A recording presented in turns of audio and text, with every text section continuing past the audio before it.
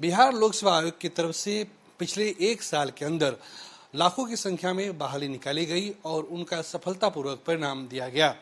अब बारी है बीपीएससी शिक्षक भर्ती परीक्षा 3.0 की। इस वक्त हमारे साथ शिक्षक भर्ती के लिए नोडल ऑफिसर बनाए गए सत्यप्रकाश शर्मा वो हमारे साथ मौजूद हैं। सीधे उनसे जुड़ेंगे।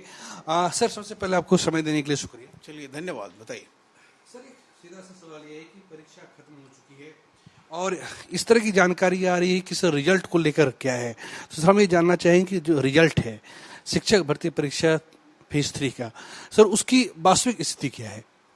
देखिए, सबसे तो मैं पहले क्लियर कर दूं कि परीक्षा होने के उपरांत ओएमआर का स्कैनिंग का कार्य हो चुका है और स्कैन्ड कॉपी अभ्यर्थियों के देखने के लिए बीपीएससी की वेबसाइट पर अपलोड कर दिया गया है।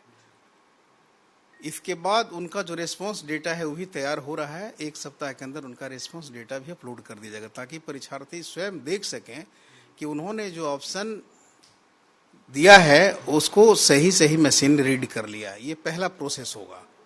इसके बाद रिजल्ट तैयार करने की प्रक्रिया शुरू होगी। उसके लिए सारे एक्सपर्ट लोगों की मीटिंग चल रही है। सभी विषयों का आंसर भी तैयार किया जा रहा है। जैसे ही आंसर तैयार होगा तो हम लोग उसको भी बीपीएससी की वेबसाइट पर अपलोड कर देंगे ताकि छात्र अपने खुद भी देख सकें कि उनको कितना नंबर आ सकता है। नंबर 1। नंबर 2 कि इसके लिए हम लोग एक आपत्ति के लिए भी एक सप्ताह का समय दे देंगे कि किसी भी अभ्यर्थी को किसी प्रश्न के उत्तर पर संदेह है या चाहते हैं कि ये आंसर बदला जा सकता है तो ऑथेंटिक सोर्स के साथ वो आपत्ति भी कर सकते हैं। वो आपत्ति ऑनलाइन ही होगा। उनके सभी प्राप्त अभ्यावेदनों आपत्तियों पर फिर एक बार एक्सपर्ट कमेटी की बैठक होगी और तब फाइनल आंसर जो होगा वही अपलोड होगा वेबसाइट पर। ये एक प्रोसेस है। इसके पहले मैं बता देना चाहता हूं कि आप सबने पढ़ा होगा, अखबार में भी ये चीज़ें आ भी रही है कि माननीय सर्वोच्च न्यायालय ने तत्वा और तांती जाति को जो अनुसूचित जाति जनजाति में सम्मिलित कर दिए गए थे उस नोटिफिकेशन को स्थगित करते हुए पुनः उनको ईबीसी कैटेगरी में डाल दिया गया है। तो बहुतेरे अभ्यर्थी ऐसे हैं जो इस कैटेगरी में हैं लेकिन उन्होंने SC ST में अप्लाई किया है।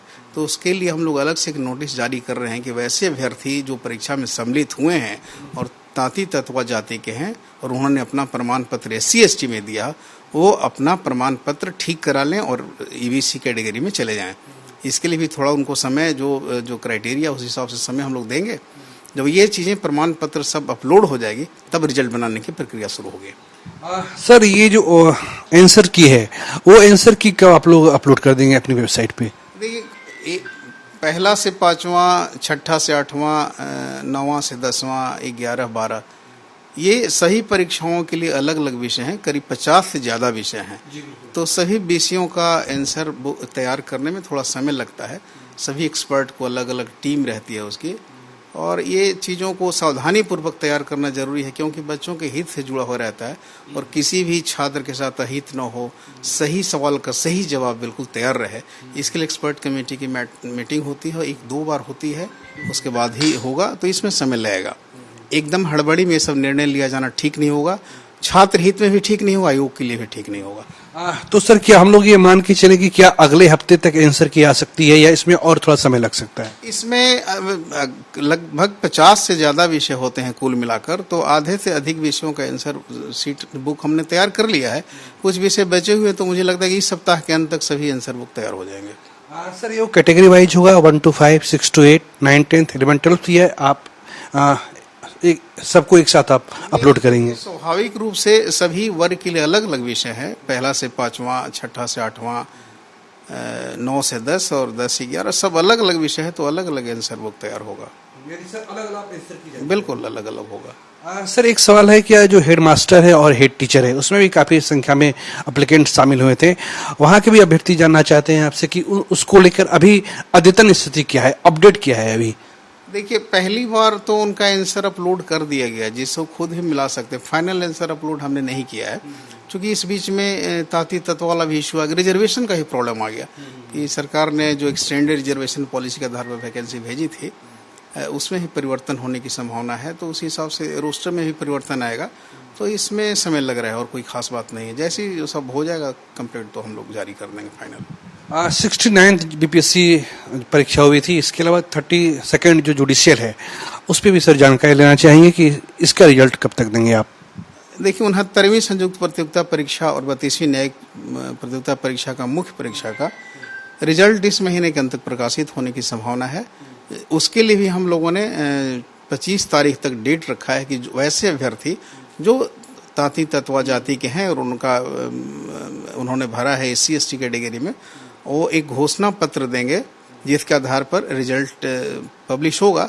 लेकिन साक्षात्कार के दौरान या साक्षात्कार के पहले उनको अपना SC ST से निकलकर चुनाव जीतने के बाद देना जरूरी होगा।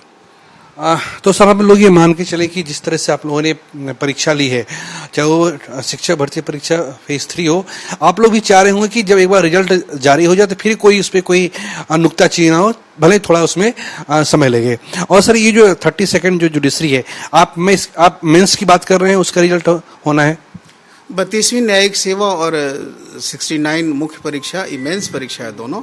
उसके बाद रिजल्ट भी आयोजित होना, ये इंटरव्यू भी आयोजित होना है। तो पहले तो मुख्य परीक्षा का रिजल्ट होगा। हमसे बात करने के लिए शुक्रिया, धन्यवाद बहुत बहुत। तो ये हमारे साथ सत्यप्रकाश शर्मा थे। निसंदेह पिछले एक साल में बिहार लोक सेवा आयोग ने जिस तरीके से रिजल्ट जारी किया है वो अपने आप में काबिल तारीफ है। ऐसा नहीं कि हम किसी संस्थान की तारीफ कर रहे हैं, लेकिन अगर किसी संस्थान की तरफ से अच्छे प्रयास हुए हैं तो उसकी सराहना होनी चाहिए। आप समझ सकते हैं कि जिस परीक्षा के लिए लाखों की संख्या में पूरे देश भर से अभ्यर्थी आ रहे हैं, तो उनका रिजल्ट लिख पूर्व तैयार करना, किसी भी तरीके से कोई संदेह हो तो उसमें देरी हो सकती है। अब अभ्यर्थियों के मन में सवाल ये होता है कि हमने परीक्षा दे दी है तो रिजल्ट क्यों नहीं आ रहा है। तो आयोग की ये कोशिश है कि जब भी रिजल्ट हो तो वो मुकम्मल हो और उसमें किसी भी तरह से कोई संदेह नहीं हो। शिक्षक भर्ती परीक्षा फेज 3 इसकी परीक्षा हो चुकी है। अब रिजल्ट में थोड़ा समय है, हो सकता है इसमें थोड़ा और विलंब हो सकता है कि ये मामला सितंबर तक जाए, लेकिन अभ्यर्थियों को इस बात का इत्मीनान होना चाहिए कि जब भी रिजल्ट आएगा वो सारे दिशा निर्देशों को पालन करते हुए ही रिजल्ट जारी होगा। एक बात ये भी जानकारी आई है कि जो एप्लीकेंट है उन्होंने अपना रोल नंबर भी सही तरीके से नहीं भरा है। यहाँ पे भी आयोग ने अपनी तरफ से पहल की है और कोशिश है कि रिजल्ट आने में किसी तरह से कोई दिक्कत नहीं हो। कैमरा पर्सन श्याम के साथ प्रीतम कुमार, कशिश न्यूज, पटना।